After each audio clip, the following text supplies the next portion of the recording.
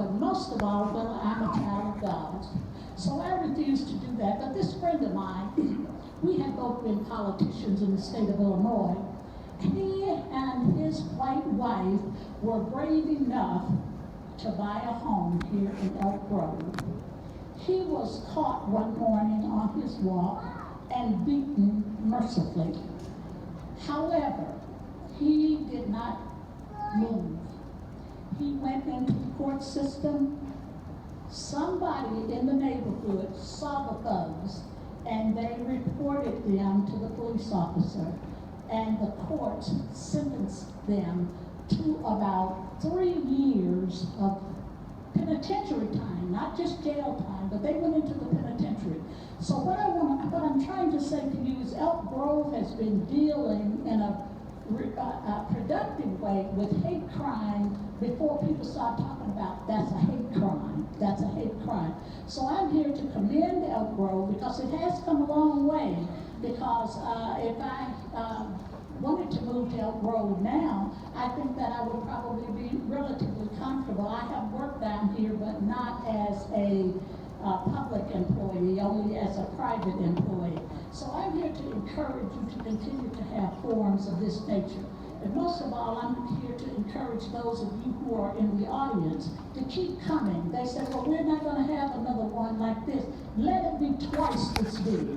Each one of you commit yourselves tonight to recruit one person, and wherever they have the next forum, if it's not in a place this large, then make sure that it's larger. Everybody should be committed. The children, I ask you, ask your neighbors, ask your friends, say, ask your mother, can I go to the meeting with Mr. and Mrs. Williams?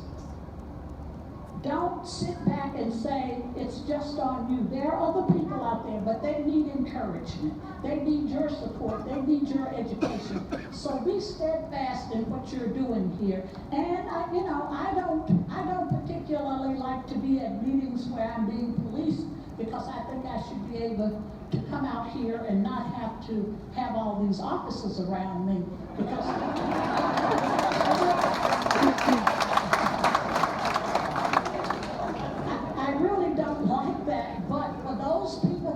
fearful. There are my friends who were attacked out here some 30-odd years ago. I know they're not in the audience because I'm sure that a fear set in on them that they haven't been able to get over.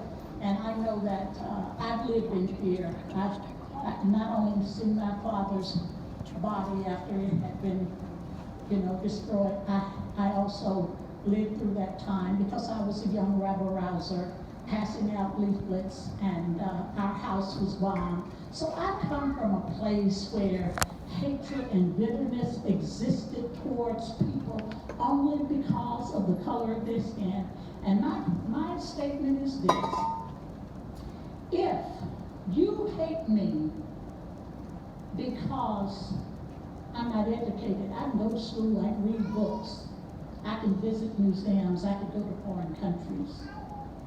If you hate me because I don't have a lot of money, I'll try and get a better job and make more money.